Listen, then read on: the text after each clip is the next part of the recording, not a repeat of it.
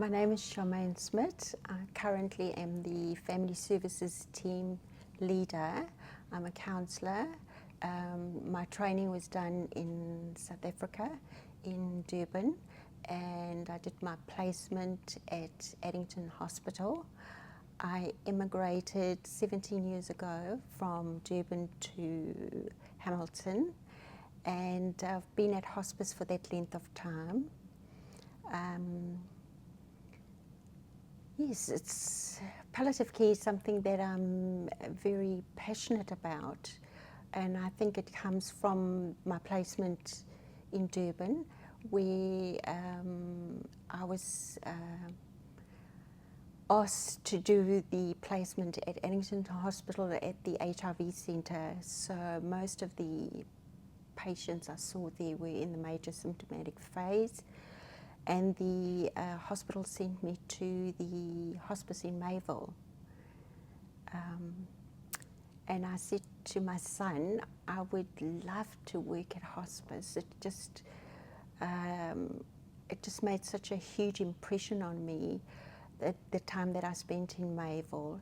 And then my boys immigrated to New Zealand, and my son said to me, Mum, do you know there's a vacancy at the hospice in Hamilton? So I applied and got the job. Very lucky. I feel truly blessed to work at hospice. For me, it's a passion. It's I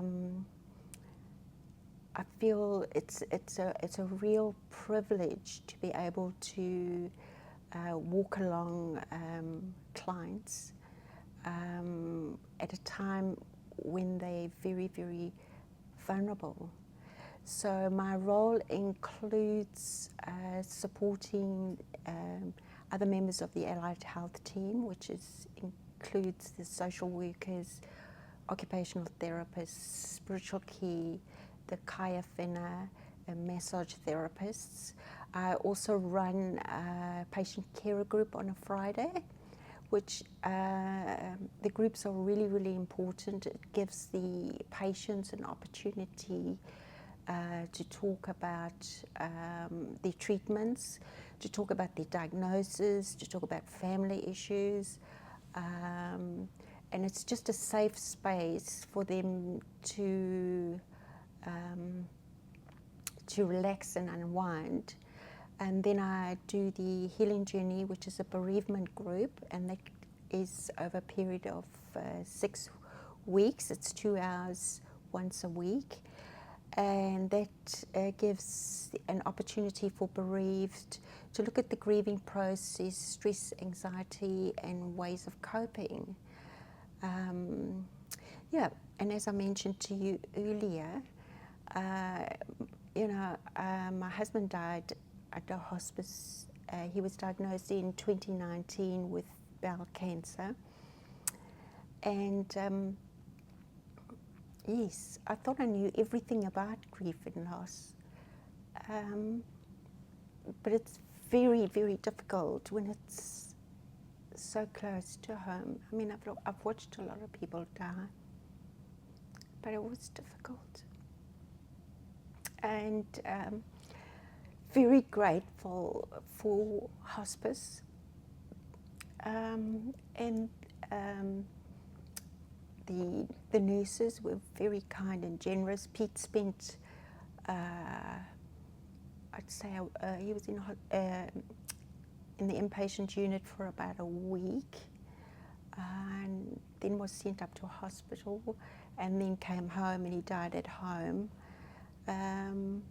Yes, so I feel very blessed to have had the support of the hospice. It was really, really important. But yes, you feel that I've got an honours degree in psychology, and you think you know everything about the profession in which you're working, but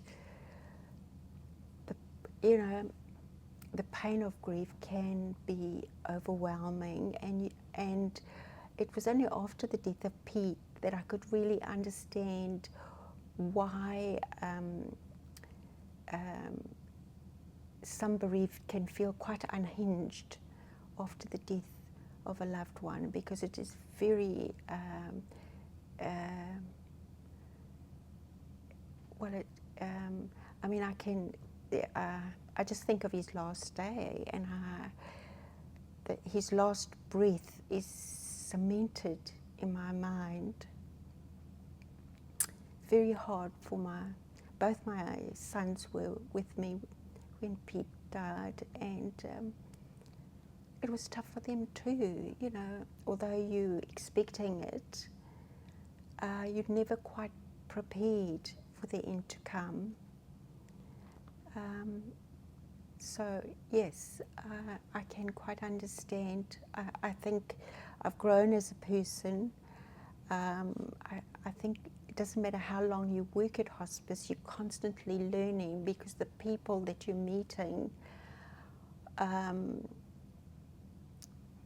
you know, the experiences, their life experiences. I've never met a person who hasn't had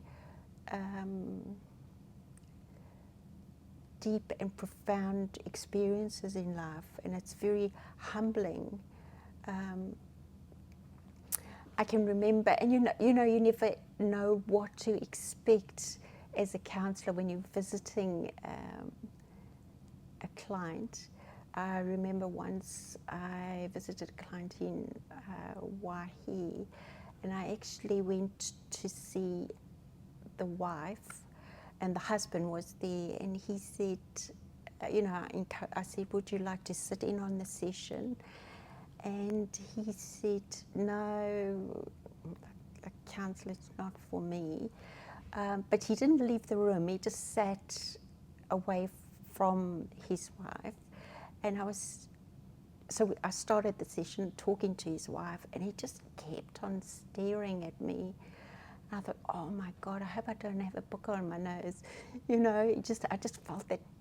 And I said, look, I'm sorry, I'm going to have to stop the session. I just need to ask your husband. He's just looking at me, and it's just making me feel quite uncomfortable. So I said to him, you know, why are you looking at me so intensely?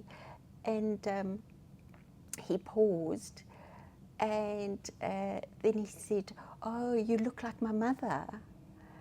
And I said, oh. So I said, oh, well, I hope you had a good relationship with your mother.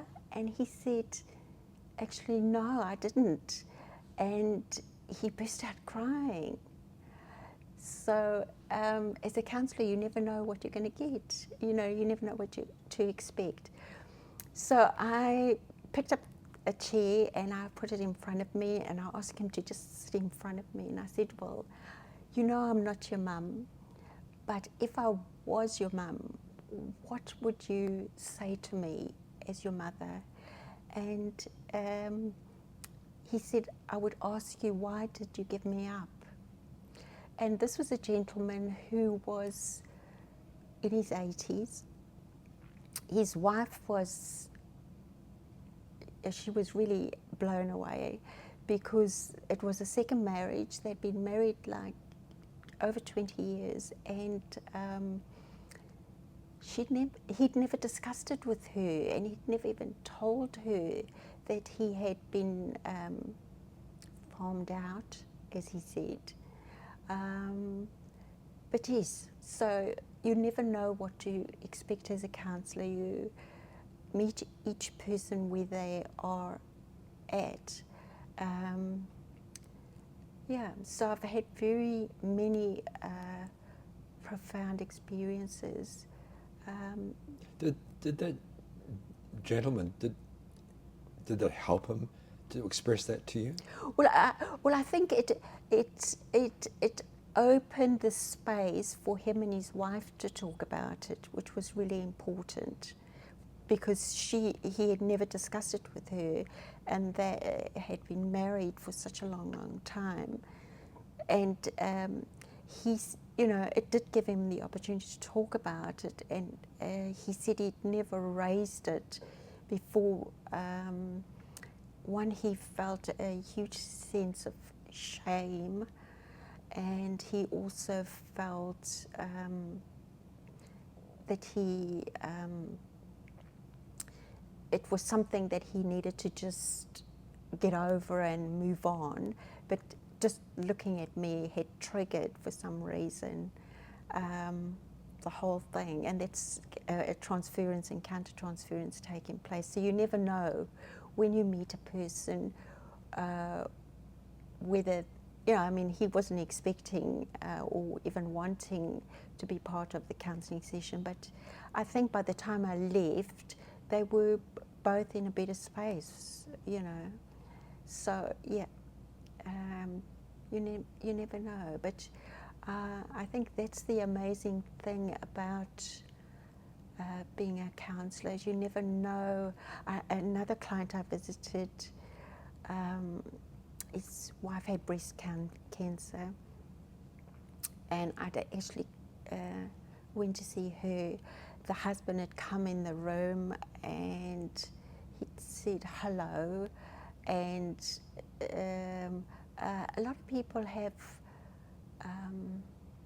they don't, I don't know whether it's they're nervous of counsellors or they just feel uncomfortable, but he left the room, and I started the session with her, and during the course of our discussions, she talked to me about her husband being very withdrawn.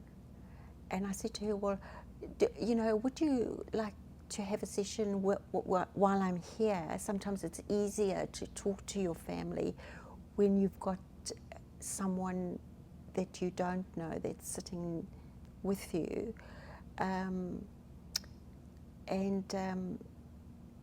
She started to cry, and she said, I just don't know whether he loves me. And I said, so why don't we ask him that question? If that's weighing heavily on you, I think that's an important question to ask. And so he came back into the room. He was very hesitant, but he did come, and he sat next to her. And I said, I've just been talking to your wife, and she's feeling, that you've, since her diagnosis, that you've become a little distant, and she feels a little overwhelmed. And then I encouraged her. I said, well, why, with me here, I'm just wondering if you want to just tell your husband what you told me. And she just blurted out, she just said, you never tell me you love me, and I just feel you don't love me because of the breast cancer, and I look awful. And she just started to cry.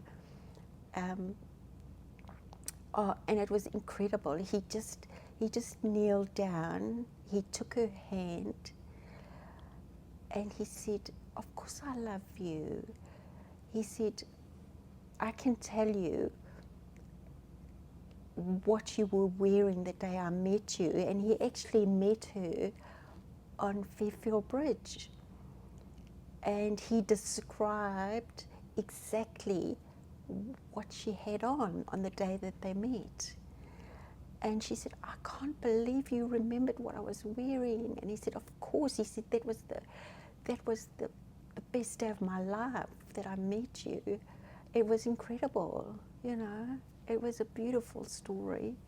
And I remember leaving the house, and I went and sat in the car, and I had a good cry. I just, so I think of all things, working at hospice has taught me the importance of loving with intention, loving unconditionally, and loving excessively. I mean, that is what's important.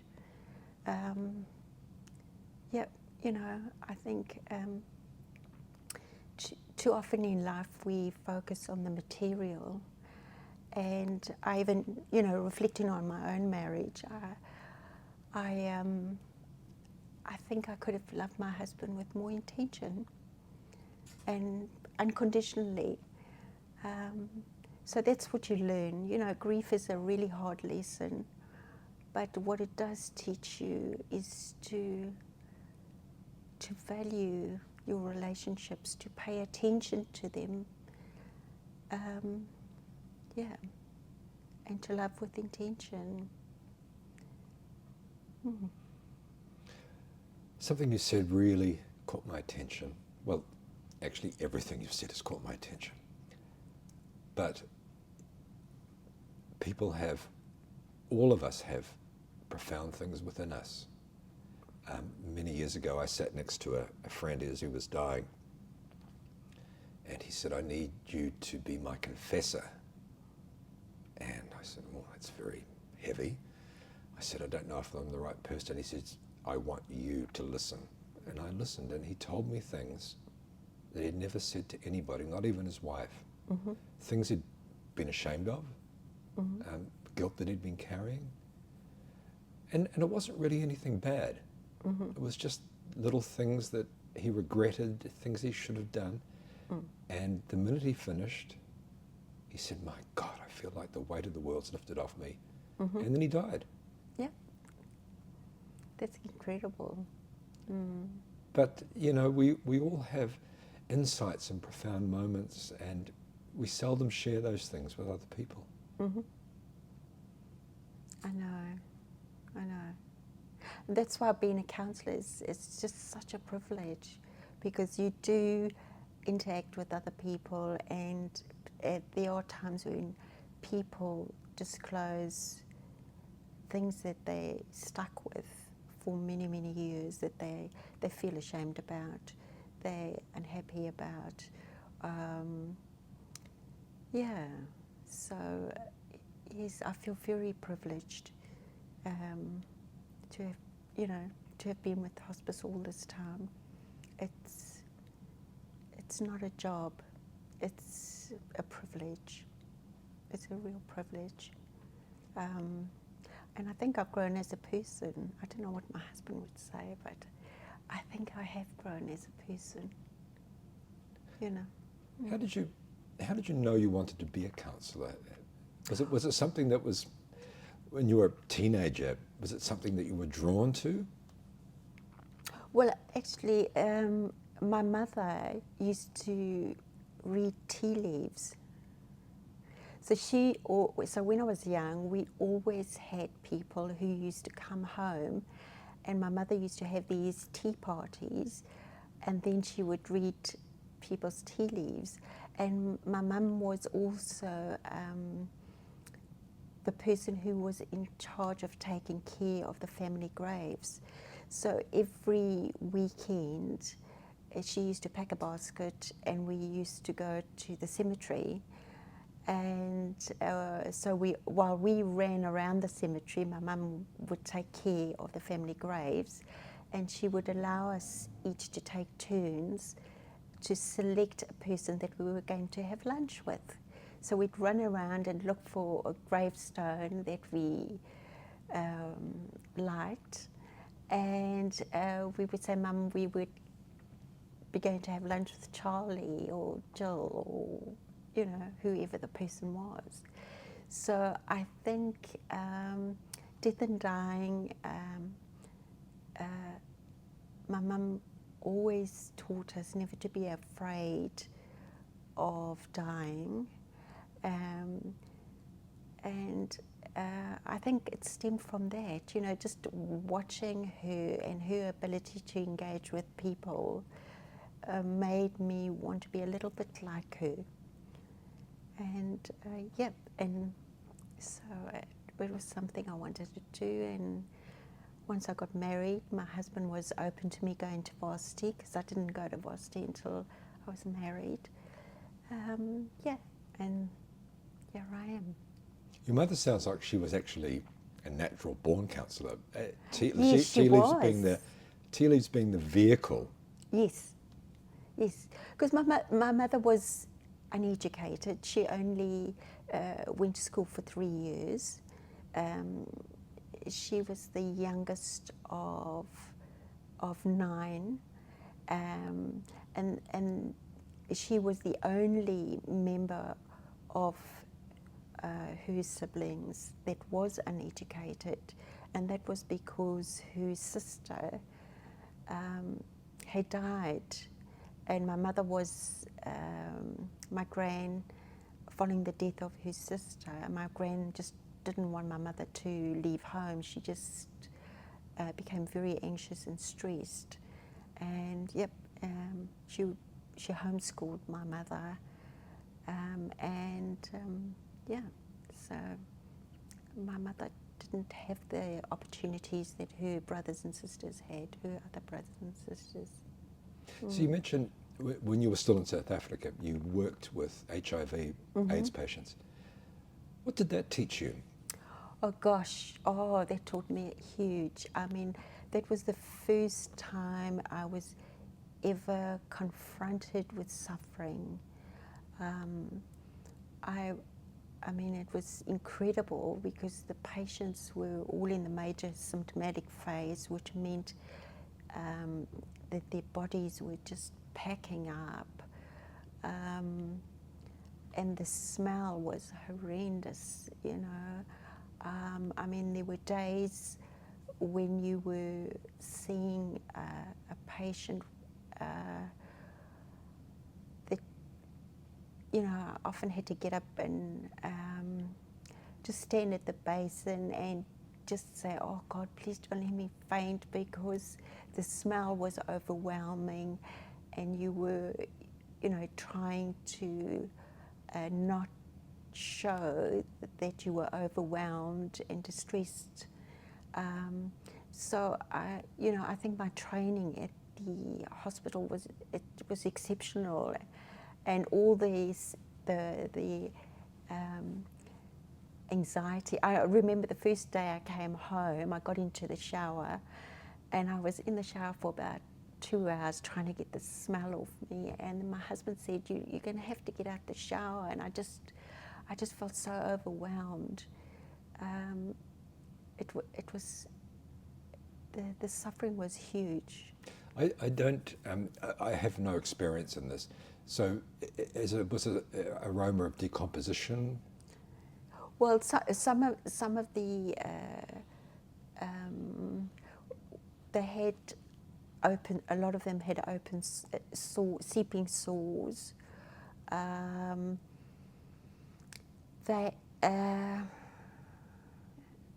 of the mouths would foam. Some of the patients had maggots on them. And just the seeping sores, you know, it was like stepping into a movie. It was almost unreal. I mean, I'd never been exposed to that kind of suffering and that level of suffering. It was an incredible experience. Did you feel you were making a difference? Oh yes, definitely. I think you were making a difference because one,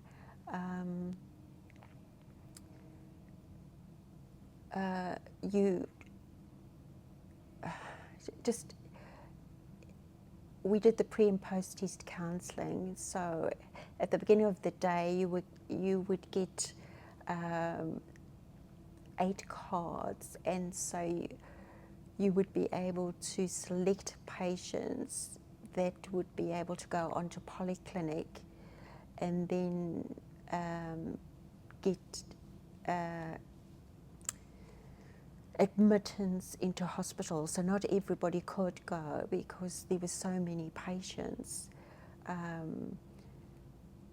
So that in itself was quite overwhelming, in that you knew you were going to be seeing a lot of people, and that you would have to select from those you were seeing who was going to get that card to go to polyclinic and who was going to be sent home with just a broad spectrum antibiotic. It was an incredible experience. Then you moved to New Zealand. Yes. And a different kind of death. Yes, different. And I mean, when I arrived, I'd actually come on a holiday, and then Clive told me about this position at hospice, and I thought, oh my God, I'm going to go. I'm going to apply. And I remember when I got the job. I didn't really have any work clothes, and obviously. I'd have to work before I could afford to buy, and I remember having a conversation with the then CEO Elizabeth Bang, and I said, I was just a little, when she congratulated me and said, "Oh, you've got the position," and I said, "Oh, well, like I'm a little bit concerned because I really don't have clothes which are, I mean, I've got trousers, but I don't really have tops that are suitable for work." And she said, "Oh, that's not a problem." And she reached and went to the cupboard and she took out two. At that time, the nurses were wearing a hospice top, but it was only the nurses that were allowed to wear those tops. And she took the two tops out the cupboard and she said, "You can wear those tops." And I said, "Oh, but they're for the nurses only." And she said, "If anybody gives you any trouble, you tell them to come and see me." So I've never forgotten her generosity. She just reached out and said, "You take those two and you wear them, and when you get paid, then you can buy something." So that was the first kindness that was shown to me. Mm-hmm. Before we started recording the interview, you said New Zealand was wasn't what you expected. Yep. And were the people you were dealing with, were they different to what you were used to? Yes. And we should iterate that when you said that New Zealand was not what you expected, we don't mean that in a bad way. No. Well, I just assumed that, because you speak English, that there's no difference. That I wasn't really expecting there to be such a big cultural difference, and there is a huge difference.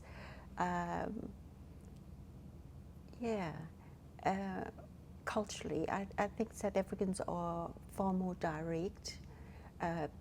New Zealanders can be.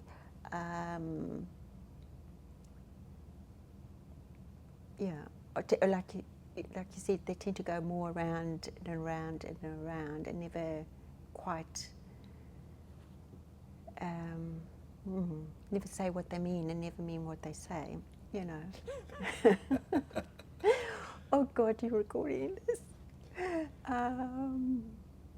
Yeah. So it was just a cultural shock. There was a huge difference. Yeah. So when you start counselling patients, Mm-hmm. did you have to have a different approach to what you were used to? Well, you have interesting experiences. For example, I went to visit a client, so I had talked to her, and she wasn't Kiwi, she was actually Dutch. So she was aware that I was South African, because you can tell on my accent, as you managed to.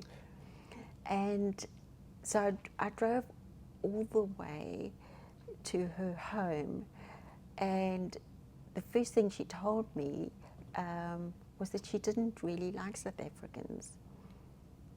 So that was interesting on how you use your counselling skills there. So just giving her the space to offload and talk about the reason why she didn't like South Africans. So that was an interesting. So you do have interesting sessions because we are different. But I think as counsellors, you're trained to be a listener, and we don't give advice. So we try to leave who we, you try to leave your own opinions and ideas at the door and just be open to where the person is at. You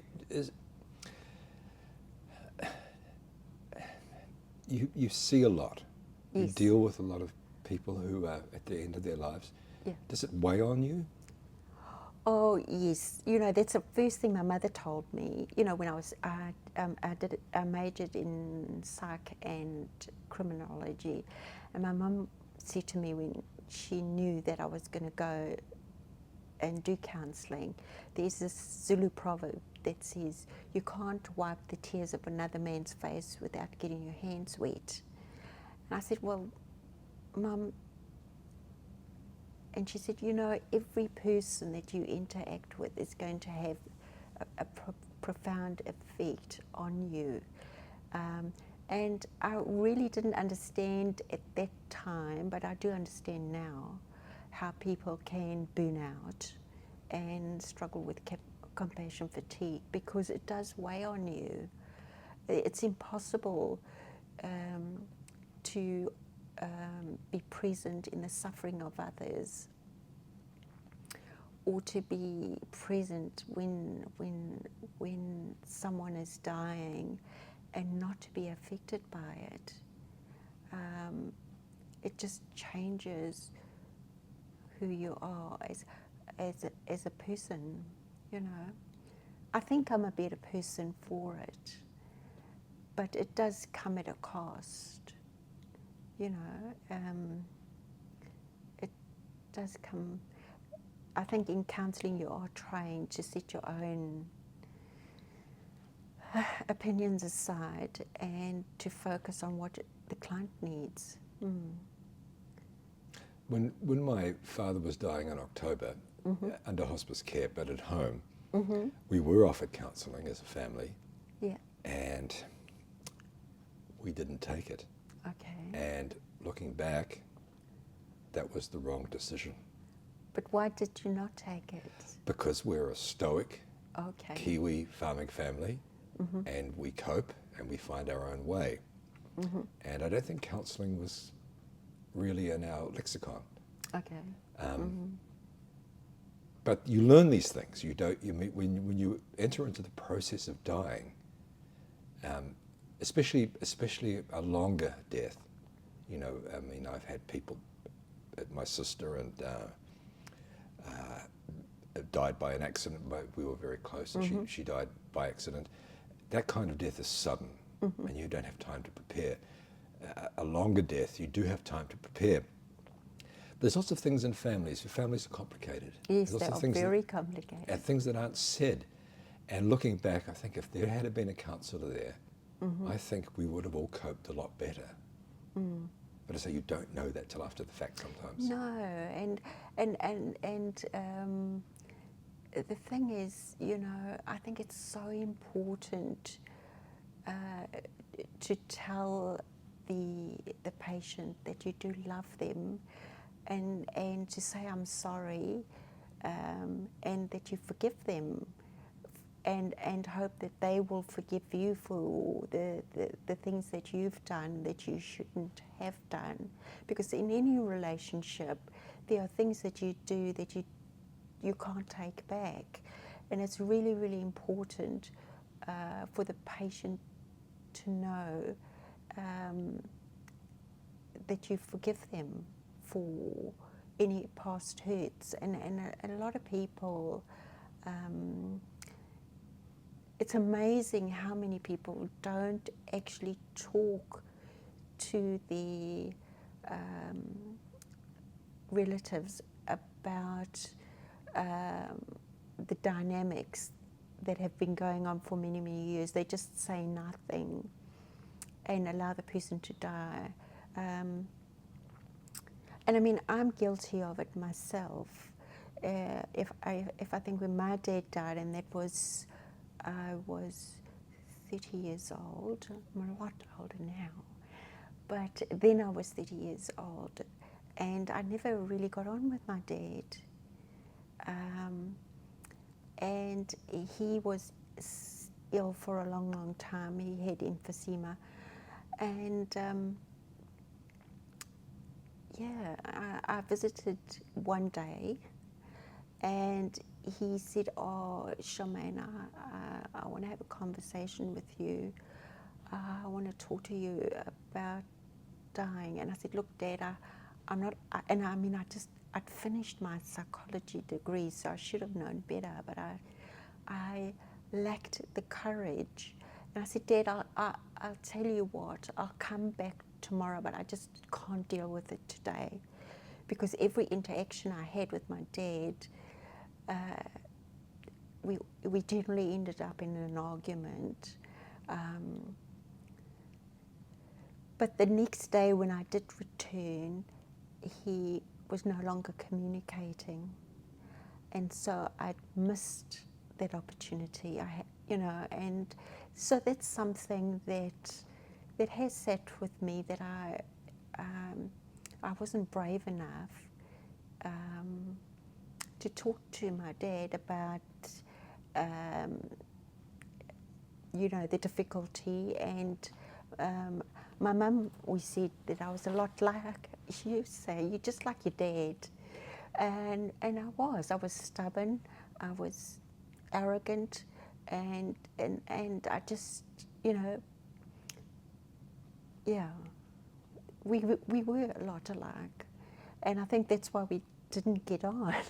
Whereas my mother was soft, and my mother was gentle, and she was easy to talk to. She never judged. She'd always give you the second chance. Whereas my dad was less forgiving, and a lot more strict. His parenting style was very strict. So even with all your skills and the years that have passed, you're still carrying a little bit of a burden. Oh, well, you still regret it, and I often share it, because the hope is that if I share that that bit of the history of my own with someone, that they won't make the same mistake as I have. Because once a person dies, you can't fix it. You've got to live with it. And so the only way you can process it is really to share your story. And often I meet clients who are holding grudges and are angry and frustrated. And you think, really, you just don't hold on to it, rather try to find a middle ground. But it can be so hard. Of course it's hard. And if you get somebody over the hump, how do they feel afterwards?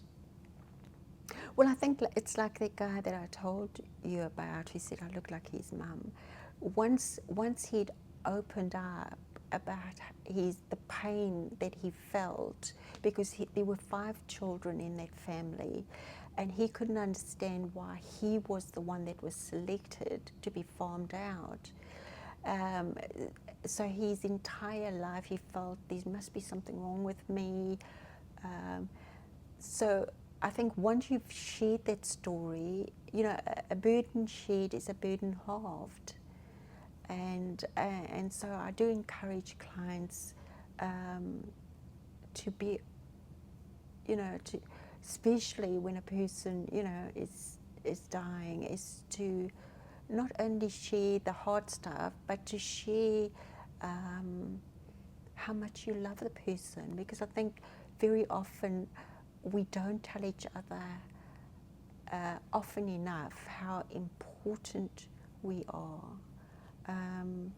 I certainly didn't tell my husband often enough how much I appreciated him and how much he meant to me.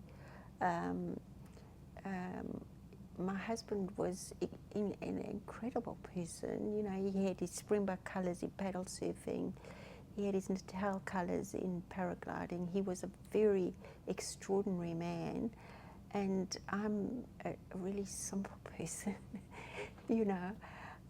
He was very patient with me, yeah, and that's why I say the importance of loving with intention and loving unconditionally. Yeah. Were you able to express these things to him before he died? Oh yes, yes. And how did that feel? Oh, really good. It was really, really good. You know, often during the course of my marriage, often when we'd have an argument, my husband would say, "Do not come to me with that psychobabble. I can tell when you started." You know, he could tell when I was putting on the counsellor hat. Yeah. And he'd say, do not do that with me. Do not do that with me. But, you know, during the illness journey, the last 2 years of his life, I really made a huge effort to be present and in the moment. My regret is that I didn't do that all the time, you know. You know, if you reflect on your marriage, I suppose it's just like, I mean, as I said, I've got 2 sons. It's like you look at your parenting skills and you think, oh my goodness, I could have done a lot better, you know. It's, yeah. Yeah. So what was your husband's name? Pete. How did Pete react to the news that he was dying? Oh, he wasn't afraid of death at all. You know, my husband, I mean, he was incredible. He had polio as a child, but that didn't affect him at all. As I said, he had his Springbok colours in paddle surfing, and in paragliding. Because he couldn't run, they used to just throw him off. He was incredible. He was fearless.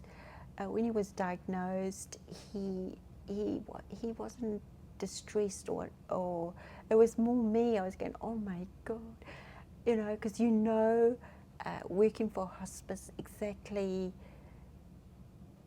Well, you don't know exactly, but you know that there's no way you're going to come out of it. You know, I knew he wasn't going to come out of it alive. But he, when we went to see the oncologist, Dr. Archner, she said, well, do you want to know, you know, how long you've got? And he said, yes. And she said, well, if you have chemo, it'll probably be 2 years. If you don't, it will be shorter. And he said, okay, well, I'll try the chemo. And he did. He was very brave. He did try it for a while, but it was just really, the quality of life was no good, and he stopped. You know,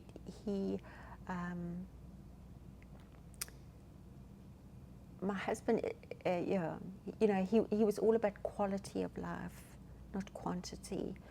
And he said, no, I'm not going to have any more chemo. It might shorten the time a little bit, but I prefer to have quality of life. And I mean, his wish was to go with the boys on a bike trip, because my husband had a BMW with a sidecar, and he wanted to go to Fleur's because he loved her cooking. He loved fish and he loved cooking. My husband was an excellent cook. He hated my cooking. Yes, he went to cooking school. In fact, he said, "Oh my God, my wife's cooking is so terrible." Excuse me. So he went to cooking school and he took the boys with him. So both my sons are excellent cooks, and their wives are very happy. They don't have to cook. Yeah. So my husband loved the kitchen. He loved trying Jamie Oliver and exploring. Yeah. And so he Clive took off work and Kevin took off work, and off they went on their motorbikes, and they went down to the South Island. So yeah. And he found his peace. Yeah, and he was quite happy. He'd done that and came back home and then sold his bike because he realised, you know, he wasn't going to be able to use it much longer. Yeah, he was quite happy. Yeah. And then you had to learn something new about grief. Oh God, yes. Oh God. Yeah, that's when you learn that you can know as much theory as you like, but it's until you're rowing in that boat that you have no clue. You have no clue. It was just so hard. I mean, I visited after Pete died. Kevin, my younger son, immigrated to the UK and invited me to go, and he said, "Mum, just book the ticket. Don't worry about it." And I said, "Oh, I don't know if I can because my husband, I just followed my husband like a sheep wherever he went, and so the thought of having to travel to the UK on my own was just like overwhelming. You know, so all those firsts that you have to do on your own. So although I am a professional, I think I'm pretty confident. I was just petrified of having to go. But I found that having done that trip, when I got back to New Zealand, I just felt that I was such a rush. I had such a high when I got back because I'd actually achieved it on my own. I'd actually managed to do that trip on my own. It was incredible. Yeah. But I mean, you know, that's the thing of being married, is that you divide the roles and you never really appreciate what the other person does. You just take it for granted. And it's when they died that you realize there's a lot of things that they did do that you didn't have to bother about, that now you've got to bother about. Did you undertake grief counselling yourself? No. No, I don't. I don't think I needed it because working in an allied health team, these counsellors, so we just talk generally. So I've got supervision, so all counsellors are required to do supervision, and that's a requirement because you have to be competent to practice. But Lucia, one of my lovely counselling friends, who's retired now, I mean, if you felt you needed to have a chat, you just have a chat with the counsellors. You didn't, you know, it was general conversation. And I think being a counsellor, you just kind of talk about what's on top for you, you know. One of the people I interviewed, she spoke about being offered grief counselling after her husband died, and she went to it somewhat reluctantly and then later realised that it was absolutely magnificent. It really made all the difference, really helped her to understand what she was feeling. So your role is very important. Oh yes, I do. I feel very privileged. I feel very humbled by the position that I'm in. You know, the ability to sit with someone and I hope that my own experience with grief and loss has made me a better counsellor and a better person and a better colleague. And I hope,